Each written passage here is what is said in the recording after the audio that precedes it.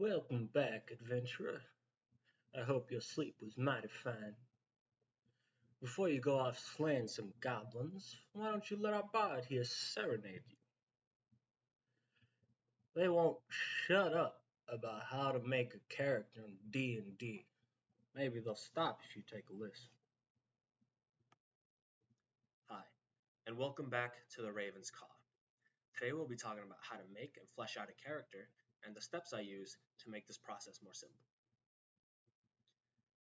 The first step is to have a character idea. This can range from a bard who likes to charm their way out of every situation, to a prince who uses magic as a leg up, or even an orphan who's just trying to survive till the next day. No matter what you may choose, you must always remember to know who your character is, what they will and won't do, what boundaries they have, and what goals they want to achieve. For today, we'll be using a detective who uses his magic and wit to solve crimes and put the right person in jail. Step 2 is to choose a race and a class. Each class will have their own individual videos, while races will have one condensed video. If you choose a non-spellcasting class, this is where you can move on to step 3. But if you choose a spellcasting class, as the name implies, you must choose your spells. This may seem overwhelming at first, but each spell is deceptively simple and not that grandiose. Each class gets a specific list they can choose from, and from that list, only a certain amount they can use per day. For this example, we'll be using a Tabaxi Sorcerer. Step 3 is to determine your stats, also known as ability scores.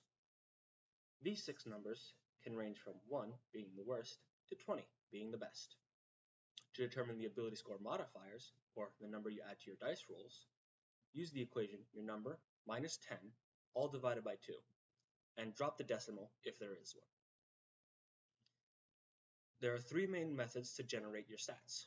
The first one is standard array, where you get a 15 and a 14, both plus 2 modifiers, a 13 and a 12, both plus 1 modifiers, a 10, a 0 modifier, and an 8, a negative 1 modifier, to place in whatever order you choose. The second method is point buy, where you get 27 points to spend on raising your ability scores. To raise your ability scores by 1, you must spend 1 point. Until you reach 14 and above, then you must spend 2 points for every 1 raised. The third method, and the one we will be using, is rolling. This is where you roll 4d6 or 4 6-sided dice, and you take all of them but the lowest one, add them all up, and then write the number down. You do this 5 more times. So we will be using the rolling method to roll our stats. So you just go to any browser and type in roll 4d6. And then if it'll take you to one of these. And as I said, you drop the lowest and add up the total, 13. And then you do this 5 more times. Step 4 is to choose where your stats go. As you can see here, we have all the stats listed out. Strength is how physically strong you are and your carrying capacity.